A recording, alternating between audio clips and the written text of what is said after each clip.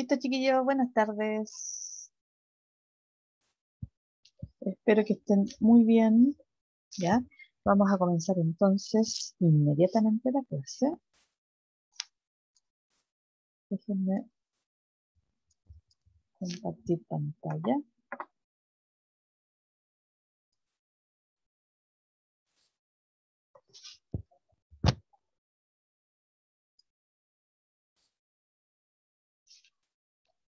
Ya, chiquillos, recuerden que nosotros esta semana una prueba, ¿ya?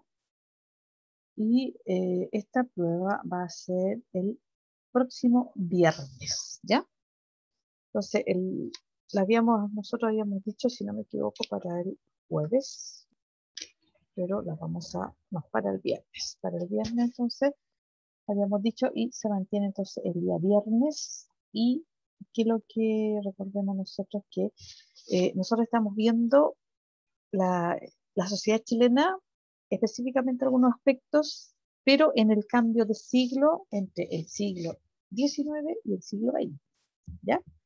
Por eso cuando decimos cambio de siglo, nos estamos refiriendo a el cambio desde el siglo XIX y al siglo XX, ¿ya? Este es el objetivo de la priorización y que habla fundamentalmente de las transformaciones de la sociedad en el cambio de siglo, ¿ya? Y que nosotros hablamos especialmente aquí dos temas. Son dos clases las que nosotros vamos a tomar en la prueba. Uno que tiene que ver con la economía o el ciclo del salitre, y el otro que tiene que ver con la cuestión social. Entonces, ¿qué vamos a hacer hoy día? Tal como decía en el comienzo, acá decía, vamos a sintetizar estos dos objetivos. Conocer cómo se desarrolló el llamado ciclo del salitre, o también llamada economía del salitre en Chile, y también cómo se desarrolla la llamada cuestión social. Las dos están directamente relacionadas, ¿ya? Entonces, ¿qué es lo que vamos a hacer? Vamos a ir recordando algunas cosas y señalando también algunos detalles. Recuerden que son dos clases las que van a entrar en la prueba, ¿ya? Y lo primero, el primer tema lo mencionamos ya. El auge del salitre, o también uno puede hablar de la economía del salitre, el ciclo del salitre, y que en el caso nuestro va a ser fundamental para la economía y también para el resto de la sociedad, en que va a traer sus ingresos, van a permitir algunos beneficios para el resto de la población. Ahora, este ciclo, esta época, esta etapa ocurre en Chile desde 1880 aproximadamente hasta 1929. ¿Por qué desde 1880? Porque en esa época recién Chile eh, tenía soberanía. Acuérdense que producto de la guerra ganó territorios, ¿ya? Y producto de haber vencido en esa guerra, haber ganado esa guerra, la guerra del Pacífico, o también llamada ahora la guerra del Salitre, obtuvo territorios en el norte del país. ¿Qué zonas? La zona de Tarapacá y la zona de Antofagasta, que antes no eran de Chile, ¿ya? Entonces, por eso desde ahí parte todo este auge del salitre o este ciclo salitrero para Chile. ¿Y por qué hasta 1929? Porque justo en esta época, en 1929, hubo una crisis económica internacional en que las principales potencias del mundo, económicas del mundo, que le compraban salitre a Chile, tienen una crisis muy, muy fuerte que surge en Estados Unidos y que se va expandiendo a todo el mundo, ¿ya? O sea, todas las economías se vieron muy afectadas por la crisis económica de 1929. Entonces, hasta ahí llega lo que se llamó el auge del salitre, ¿ya? Ahora, acuérdense, nosotros, ¿por qué el salitre? ¿Por qué va a ser un producto tan importante? ¿Qué uso se le daba? ¿Ya? ¿Se acuerdan? Hay dos usos fundamentales que se le daba al salitre o al nitrato. ¿Se acuerdan cuáles eran esos usos? Por lo menos de algunos de ellos. Y que era muy, muy comprado el producto, ¿eh? Para la creación de explosivos. Ya, uno sería para la fabricación de explosivos. ¿Y cuál sería el otro? ¿Se acuerdan del otro? Pesticidas. no como pesticida, como fertilizante, ¿ya? Se usaba como fertilizante para enriquecer, digamos, la tierra, como fertilizante en la agricultura. Entonces, por eso era muy requerido, muy solicitado. Entonces, era un producto que se vendía en todas partes, ¿ya? En todas partes del planeta. Yo les mostré la imagen en la clase desde hasta en Japón, en Suecia, en España, puse en países bien distintos, bien diversos, que le compraban salitre a Chile, ¿ya? Usos entonces económicos, recordar esos dos usos, ¿ya? Como uno de los elementos fundamentales para la fabricación de la pólvora, explosivos, y también como fertilizante para la tierra en la agricultura. Fertilizante, ¿ya? Entonces, eso no se olvida. Ahora, dentro de esta economía del salitre, nosotros hablamos, por ejemplo, de las oficinas salitreras, ¿ya? Recuerden que la palabra oficina no tiene la acepción que nosotros le damos a una oficina, ¿ya? Nosotros, nuestras oficinas son un lugar, una pieza que tiene un escritorio, que tiene computadores, eso es una oficina, ¿ya? Pero en este caso hablamos de lugares completos, ¿ya? Se le llamaba oficinas salitreras porque ahí estaba el yacimiento, porque ahí estaban las viviendas de los trabajadores, la vivienda de la parte administrativa, tenían incluso algunas oficinas tenían teatro, ¿ya? Tenían una pulpería, ¿ya? Era como un almacén donde se vendía de todo, ¿ya? Entonces era como una mini aldea, ¿ya? Para que las personas pudieran vivir dentro de la oficina salitera, ¿ya? Eh, y las condiciones de vida eran bien diferentes, ¿ya? Hubo muchas oficinas saliteras en lo que se fue la llamada el desierto de Atacama y que en el norte le llaman la Pampa, ¿ya? La Pampa del desierto de Atacama. Y especialmente en las zonas que Chile obtuvo producto que ganó, digamos, producto de la guerra del salitre, que fueron fundamentalmente las zonas de Tarapacá y Antofagasta. Ahí donde se concentraron la mayor parte de las oficinas salitreras. Hubo muchas, algunas son más conocidas, pero hubo muchas oficinas salitreras. Y se definió como un espacio productivo, comercial, habitacional, con características muy propias. Y ahí dependía de lo que tuviera, como les dije, algunas tenían teatro, eh, otras tenían piscina, no para todas las personas, sí, y para el teatro también. Los obreros tenían digamos, espacio donde ubicarse dentro del teatro, etcétera, ¿ya? Entonces eran esas las oficinas salitreras y hubo muchas, especialmente en la zona de Tarapacá y Antofagasta, ¿ya? Dentro del auge del salitre está la inversión extranjera, porque uno puede decir, bueno, el Estado aquí obtuvo recursos, y no, porque en general hubo inversionistas privados extranjeros, y especialmente se destacan los ingleses. Los ingleses fueron los que van a invertir en estas oficinas salitreras en la explotación del salitre, ¿ya? Más de la mitad de los dueños de las oficinas salitreras en el norte eran ingleses, ¿sí? Entonces, el Estado no explotaba esto, sino que, ¿qué hacía el Estado? El Estado cobraba los impuestos, ¿ya? Acuérdense, cobraba los impuestos a la exportación del salitre, ¿ya? Pero no invirtió mucho, se dedicó a cobrar impuestos y de ahí el Estado va aumentando sus ingresos. Ahora, era un producto tan apetecido que se vendía bastante. Por lo tanto, en el norte se necesitaba mano de obra, o sea, trabajadores.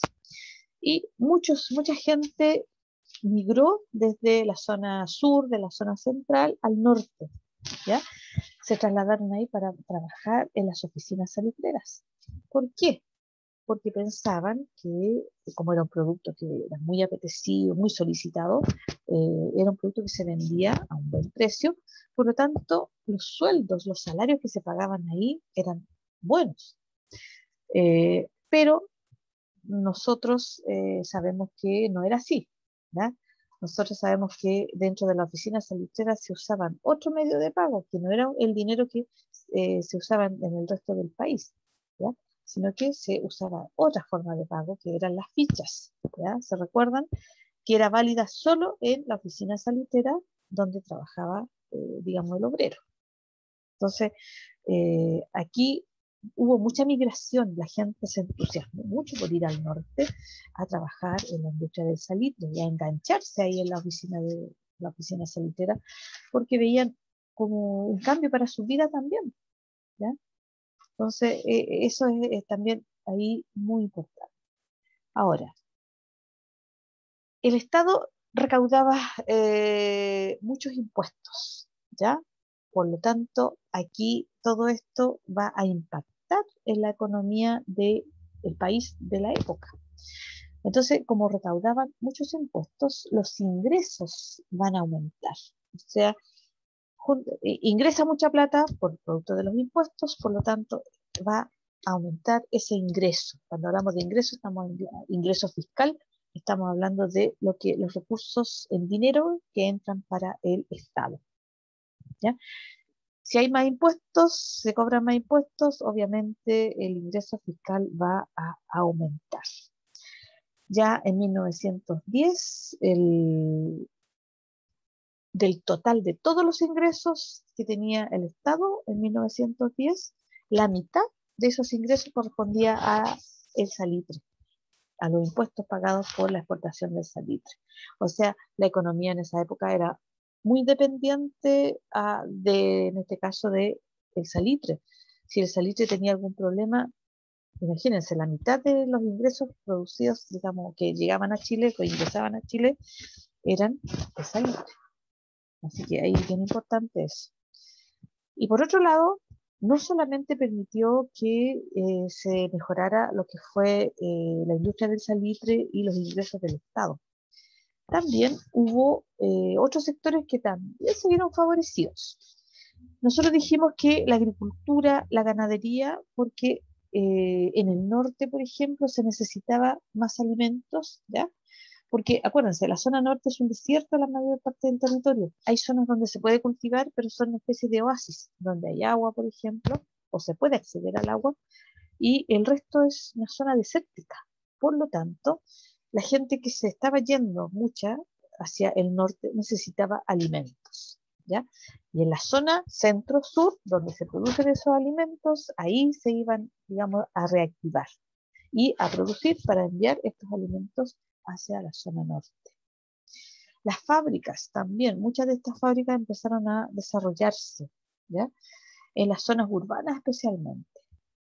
Y el comercio interno y externo favorecido por la exportación del salitre, ¿ya?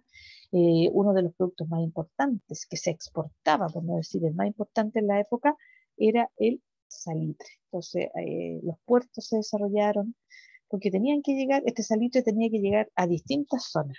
Como les digo, desde Japón, que está bastante más lejos, hasta, no sé, por Europa, o sea, a distintas zonas, porque era un producto muy solicitado y esta zona era la única donde se producía. Por lo tanto, era una zona muy requerida, ¿ya? Así que tenemos entonces lo que es el, el desarrollo de este auge del salitre y el impacto que tuvo en la economía. Fue muy importante, ¿ya? Otro aspecto era el rol, el papel del Estado chileno en el auge del salitre. ¿Qué pasaba en el Estado? El Estado, ya sabemos, recaudaba impuestos, pero ¿en qué los usaba? Se usaron mayoritariamente en lo que fue la infraestructura y obras públicas. Ahí se invirtió bastante, ¿ya? ¿Y de qué hablamos cuando hablamos de infraestructura y obras públicas? Por ejemplo, en la construcción de caminos, ¿ya? En los puertos, muy importante para el comercio, en ya la instalación de las primeras líneas telefónicas, las líneas fijas de teléfono, que eran más escasas, pero ya se empezaron a instalar líneas telefónicas, la construcción del alcantarillado, ¿ya? El alumbrado público también. Es todo mejoramiento de lo que es la infraestructura y las obras públicas, ¿sí? Y lo más destacado que nosotros señalamos dentro de este punto era la instalación de la línea ferroviaria, o sea, las líneas que unían a través del ferrocarril, unían desde Iquique en el norte hasta Puerto Montt en el sur. Entonces se construyó esta línea ferroviaria, es decir, se instalaron las líneas ferroviarias para el desplazamiento de los ferrocarriles del tren, ¿ya? Que permitió, como sabemos, unir Chile y no solamente para transportar productos. Acuérdense que el tren también, el ferrocarril, sirve para el transporte de pasajeros también. Entonces, fueron avances importantes en los que se usó, en este caso, el recurso o los ingresos que provenían del salitre, ¿ya? La educación también, el aspecto educacional, nosotros dijimos en clase, aumentaron la cobertura de la educación pública, o sea, la educación que dependía del Estado, que era la mayoritaria en esa época. Aumentó el número de establecimientos educacionales, aumentó el número de alumnos y aumentó también el número de docentes o de profesores, ¿ya? Por ejemplo, en el caso de los establecimientos educacionales, en 1895 habían 1.300 establecimientos educacionales públicos. En 1925 aumentaron a 3.000, ¿ya? O sea, 30 años después, más o menos, sí, 30 años después subieron a 3.000, duplicaron la construcción de establecimientos de educación pública. Y los alumnos subieron de 90.000 a 400.000 en 1870 y 1925. Entonces, aquí hubo un mejoramiento en lo que fue la cobertura educacional, es decir, que más alumnos tengan acceso a la educación, ¿ya? Por eso se construyeron establecimientos, escuelas públicas en distintos lugares del país, para que los niños, los adolescentes pudieran asistir al colegio, ¿ya? Y el tercer punto que aparece aquí, en que tiene que ver el Estado, es la ampliación del aparato estatal. Es decir, como el Estado estaba llegando a través de la educación, a través de la infraestructura, a través del ferrocarril, estaba llegando a muchas partes en el país, también tuvo que llevar su infraestructura a esas zonas. Ejemplo, las oficinas de registro civil tenían que estar en distintos lugares. No podía, mucha gente no podía viajar y de hecho muchas veces inscribían a los hijos cuando ya estaban grandes, ¿ya? Cuando uno nace, a uno lo inscriben rápidamente y uno tiene, digamos, le asignan ahora un RUT y todo eso. Pero antes no era así. Los hijos nacían, acuérdense, en las casas, ¿ya? Si no tenían un registro civil cerca, no los inscribían a todos al tiro, nacían varios hijos y cuando ya estaban todos grandes, partían a inscribirlos, ¿ya? Entonces, eso es el aparato estatal, es decir, las oficinas públicas, las que dependen del Estado, empiezan a, digamos, a estar en todos los lugares. ¿Y qué pasaba? Estas oficinas públicas necesitaban también gente que trabajara. Entonces, empiezan a aumentar también lo que son los empleados públicos, o sea, aquella gente que trabaja para el Estado, ¿ya? Ojo ahí con eso. Entonces tenemos tres aspectos que tienen que ver con el desarrollo del auge salitrero, ¿ya?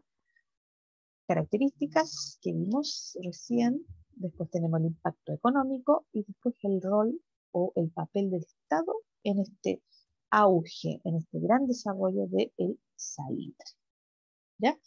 Y tenemos un mapa conceptual, podríamos decir, ¿ya? Un esquema de la economía del salitre o la economía salitrera, ¿ya? En que aparece primero la utilidad, el por qué era tan apetecido, tenemos como fertilizante y en la elaboración de la pólvora. Y de la propiedad, que en el siglo XIX era inglesa y en el siglo XX seguía siendo inglesa, pero empezaron a participar otros, pero predominaban los ingleses todavía. Y este florecimiento de la industria del salitre va a provocar la mejor producción agrícola, como dijimos, agrícola y ganadera, el aumento de las riquezas del Estado, ¿ya? El desarrollo de la industria, ya sea por ejemplo, de los ferrocarriles, y el desarrollo de la población que, por ejemplo, va a crecer en el norte grande.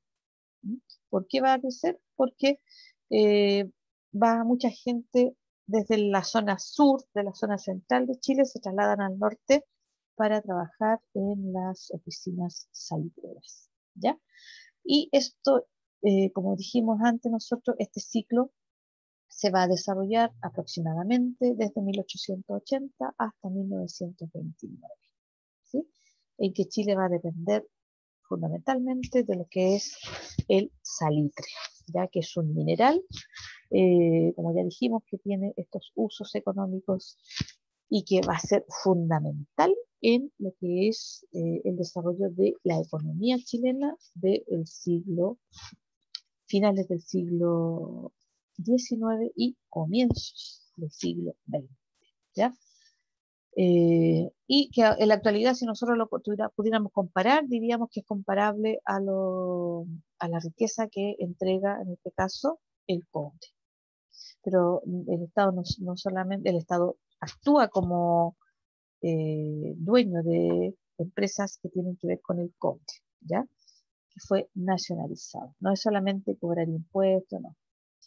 Ahora, la segunda clase que ingresa, digamos que entra en la prueba, se refería a un tema relacionado con la forma de vida en producto de la oficina salitera, producto de la industrialización.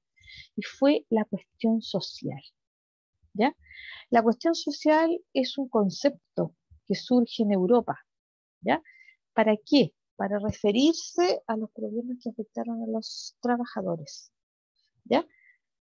Ya sea producto de la industrialización, producto de el tipo de vida, ¿ya?, que llevaban, y que en Chile va a afectar especialmente a los trabajadores que, digamos, laboraban en la ciudad, los trabajadores urbanos, y a los trabajadores de las oficinas salitreras, ¿ya? Cuando hablamos de cuestión social, es como decir el problema social, ¿ya?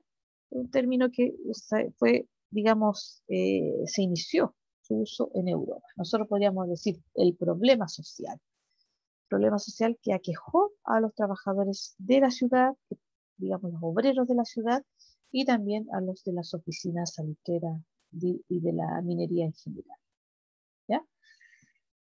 Estos trabajadores recibieron un nombre bien específico, ¿ya? Se les llamó proletariado, que aquí yo lo puse con negrita.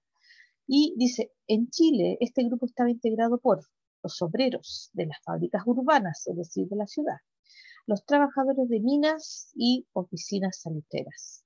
Ellos eran los llamados proletariados, ¿ya? Obrero entonces de las zonas urbanas, trabajadores de las minas y de las oficinas salitreras. Ellos son los que más van a sufrir estos problemas, ya sea por su calidad de vida o también por la condición de trabajo. Aquí dice que fue el grupo que menos se benefició del auge del salitre, a pesar de haber sido la fuerza de trabajo que hizo posible su desarrollo, ¿ya?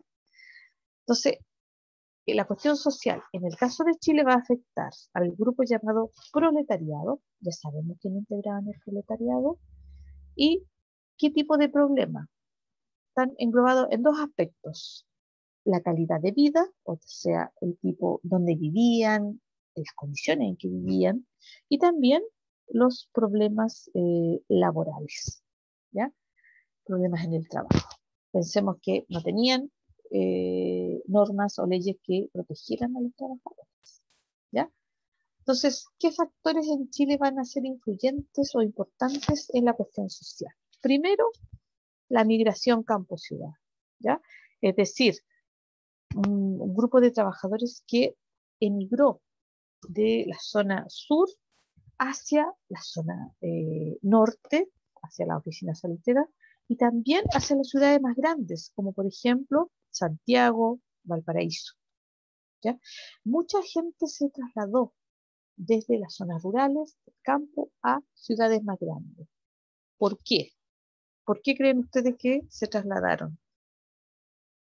O muchos se trasladaron. ¿Buscando qué cosas, chiquillos? Alguien puede desmutearse y contestarme. porque se presentan más oportunidades laborales. Ya, porque ellos pensaban que podían tener más oportunidades y teniendo más oportunidades podían mejorar sus condiciones de vida. Por eso, y de hecho muchas veces la gente emigra por esas razones. En este caso la migración fue dentro del mismo país, o sea, desde el campo a la ciudad, ¿ya? Y esto va a provocar lo que se llamó un explosivo proceso de urbanización, es decir, mucha gente que está llegando a la ciudad, a vivir en las ciudades, pero que la ciudad no estaba preparada para eso, ¿ya?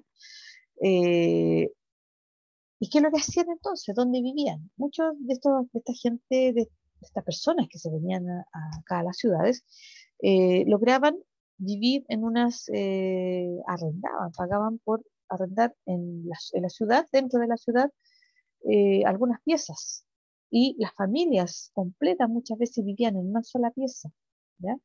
Entonces iban a tener muchos problemas de hacinamiento, problemas de salud, porque las enfermedades, si viven todos hacinados, las enfermedades van a aumentar, pensando que en la época habían mucho más enfermedades contagiosas que ahora. No, muchas veces no tenían acceso al agua potable, al alcantarillado, por lo tanto tenían problemas bien serios. Y los que no podían vivir en la ciudad vivían en las zonas, en las afueras, en la periferia de la ciudad. Y ahí sí que no tenían nada, ni acceso a una vivienda, sino que se construían con lo que había, ¿ya? Entonces, todo esto va a provocar problemas de salud, problemas de higiene, ¿ya? De las personas, enfermedades, ¿ya? De transmisión, por ejemplo, infecciosas también, pues si no tenían agua potable. Y también hay otras que son producto de enfermedades sociales que se le llama como el alcoholismo, ¿ya? Y el hacinamiento. Acuérdense que el hacinamiento es que en una sola pieza vivan un grupo familiar completo, que conviva ahí, ¿ya? Y estamos hablando de grupos familiares bien importantes de la época, no eran dos o tres personas. Las familias eran más abundantes, digamos, más numerosas en la época, ¿ya? Y se suma a eso que no existen regulaciones o leyes laborales, ¿ya? Por lo tanto, se producía, en otras palabras, la explotación de los trabajadores, de los obreros, ¿ya? ¿Qué significa esto de explotarlos? Por ejemplo, tenían jornadas laborales muy extensas, o sea, no era la jornada laboral de 8 horas, no, sino que una jornada laboral de 12 horas, 16 horas, ¿ya?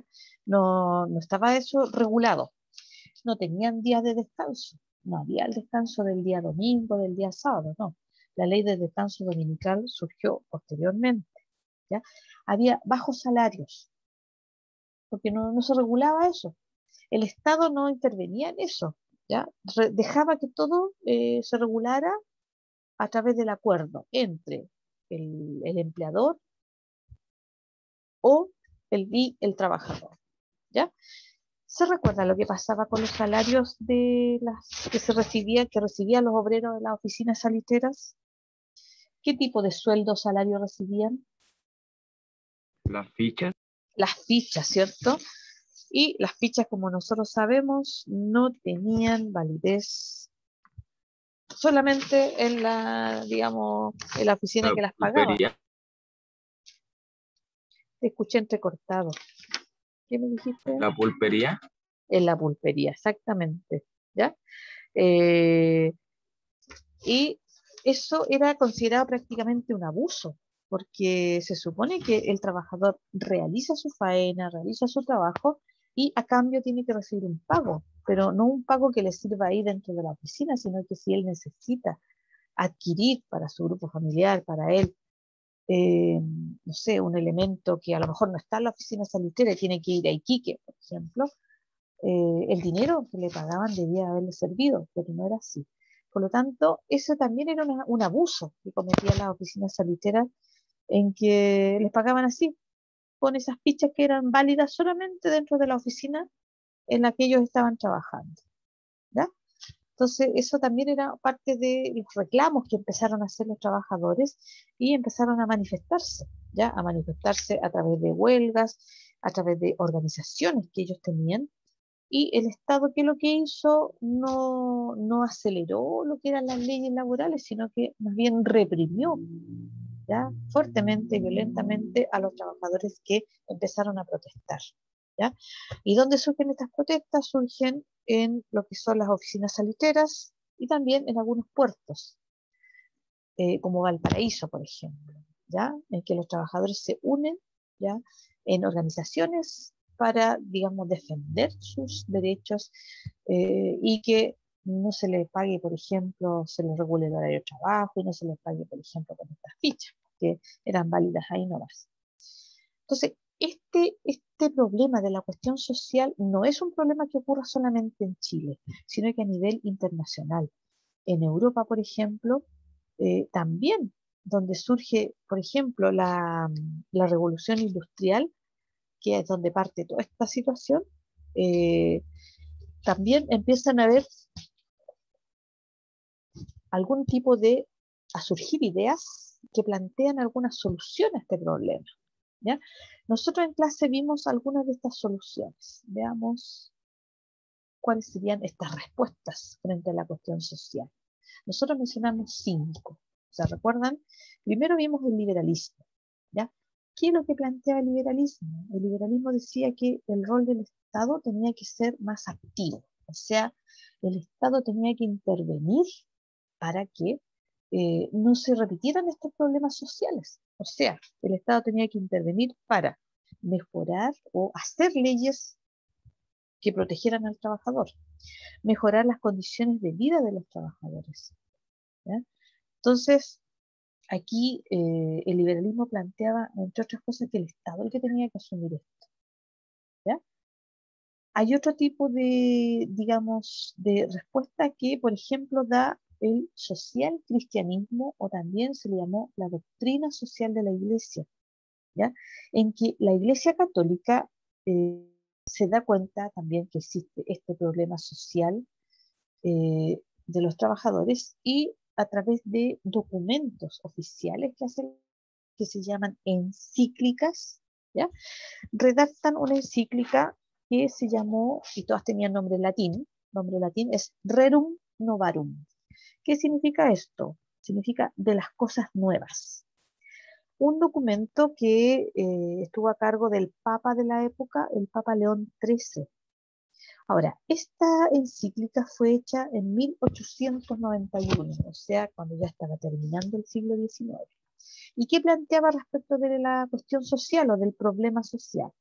Decía que había que hacer en lo posible que existiera la justicia social y que los distintos sectores, los distintos grupos sociales tenían que convivir dentro de la sociedad de manera armónica, respetando las diferencias, y además que los grupos que tenían más recursos debían preocuparse de los que tenían menos a través de las obras de caridad, que debían hacerlas, que era obligación de estos grupos hacer estas obras de caridad en beneficio de aquellos que tenían menos, ¿ya? Esto es por parte de la Iglesia Católica. También tenemos otra ideología, que es el anarquismo, ¿ya? El anarquismo no era un grupo así organizado, no era un partido político, porque el anarquismo está en contra de cualquier tipo de organización, ¿ya? Cualquier tipo de estructura. Entonces, ¿qué planteaban los anarquistas? Los anarquistas decían que los trabajadores tenían que unirse y actuar directamente contra el Estado y al margen del Estado, ¿ya? O sea, en el fondo, el Estado, que representa cierta organización, ellos decían que no, que los trabajadores tenían que unirse de manera, digamos, directa, y actuar en contra del Estado.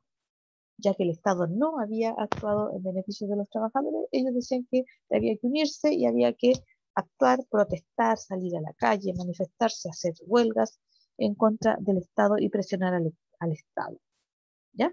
Eso es el anarquismo. También surge el socialismo, ¿ya? El socialismo decía que frente a este problema social, decía que tenía que, no tenía que haber una propiedad privada, sino que tenía que haber una propiedad colectiva, ¿ya? y que esta propiedad colectiva tenía que actuar por sobre la propiedad privada o la propiedad individual, ¿ya?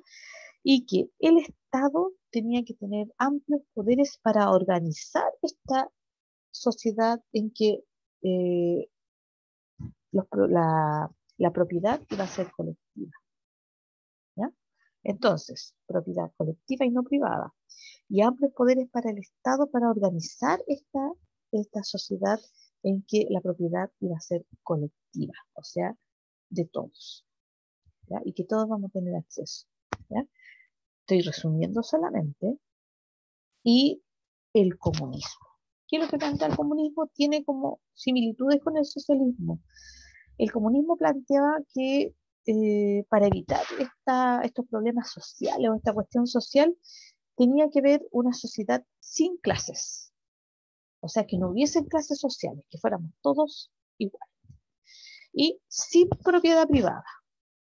O sea, una sociedad sin clases sociales, sin propiedad privada.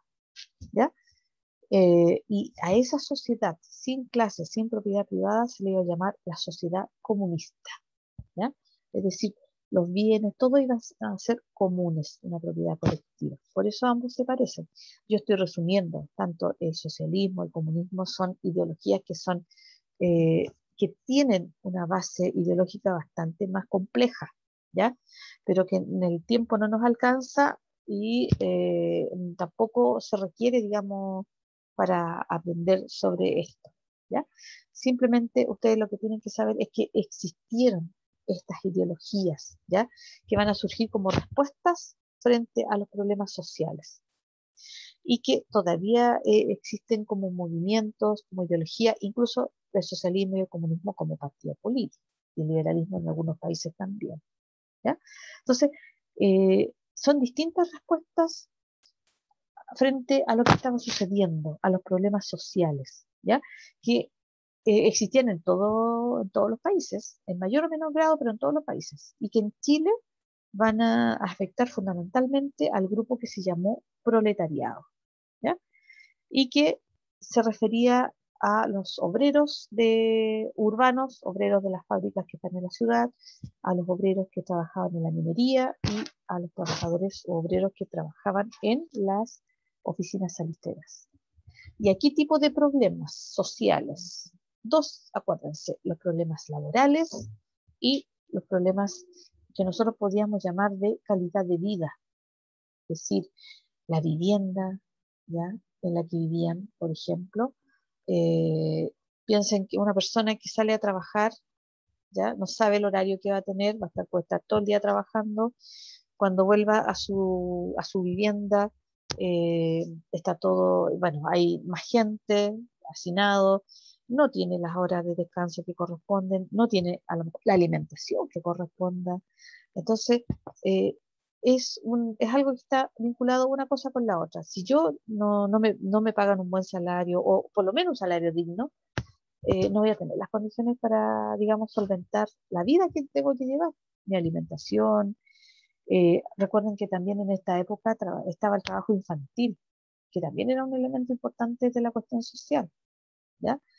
Y que en Chile también existió, quizás en menor proporción que en Europa, pero existió también. Entonces, aquí la idea era poder solucionar estos problemas. Y el rol, y muchos le reclamaban el rol al Estado, que el Estado no asumía que tenía que preocuparse de la protección de los trabajadores, ya que estaban, digamos, en manos de sus empleadores y que los empleadores, como el Estado no los obligaba, ellos tampoco mejoraban las condiciones de trabajo de sus trabajadores. Entonces era como un círculo acá. Había que hacer algo y esto fue, digamos, mejorando de a poco, pero porque el Estado se dio cuenta que tenía que actuar, ¿ya? Y aquí tenemos un esquema de lo que fue la cuestión social, ¿ya? Con las causas que se originaron graves problemas como el déficit de vivienda, las enfermedades, las malas condiciones laborales, los vicios sociales que le llaman, por ejemplo, al alcoholismo, ¿ya? Y cómo se organizaron los trabajadores en sindicatos, en distintas organizaciones y que también hubo otras otras ideas que van a surgir, ¿ya? Como el socialismo, el comunismo, ¿ya?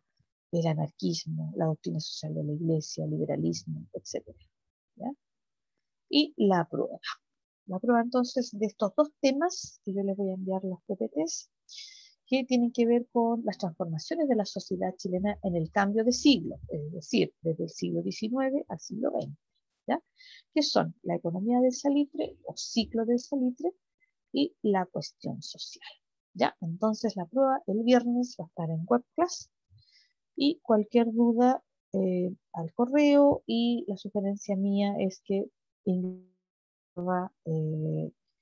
un horario, digamos, temprano, por si tienen algún problema. Ojalá no tengan ningún problema y que puedan responderle, etcétera, pero de repente surgen estos inconvenientes y que puedan comunicarse conmigo y me escriban y ahí solucionamos el problema, ¿ya?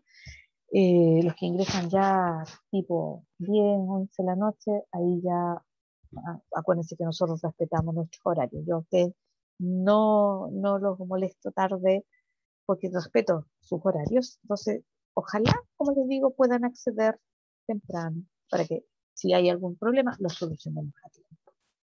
Ya, chiquillos, vamos a dejar de compartir entonces. Déjenme ver el chat.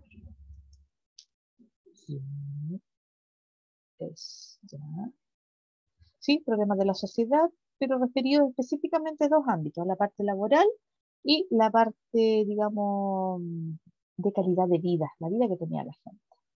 No, descanso en días festivos, no, ni siquiera el domingo, ¿ya? El domingo que es como, se supone que un día la religión lo destina a Dios, en el caso de los católicos, tampoco, días festivos, no, trabajaban todos los días, de lunes a lunes.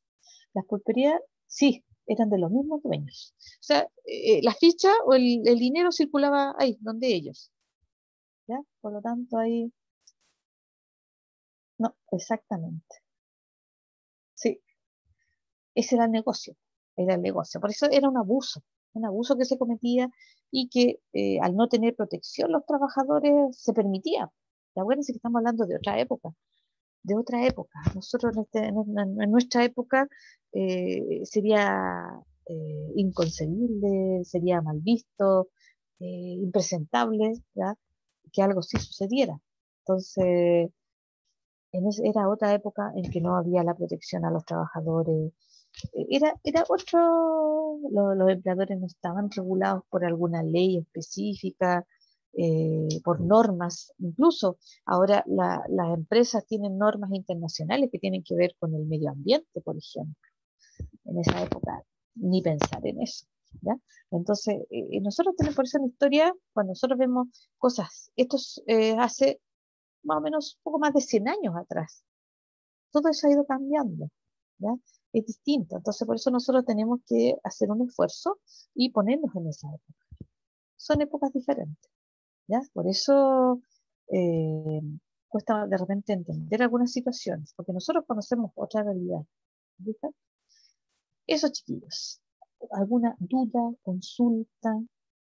Preparen la prueba, yo les voy a mandar los PPT, chiquillos, para que puedan, digamos, tener la información y preparen bien la prueba para el próximo viernes. ¿Ya?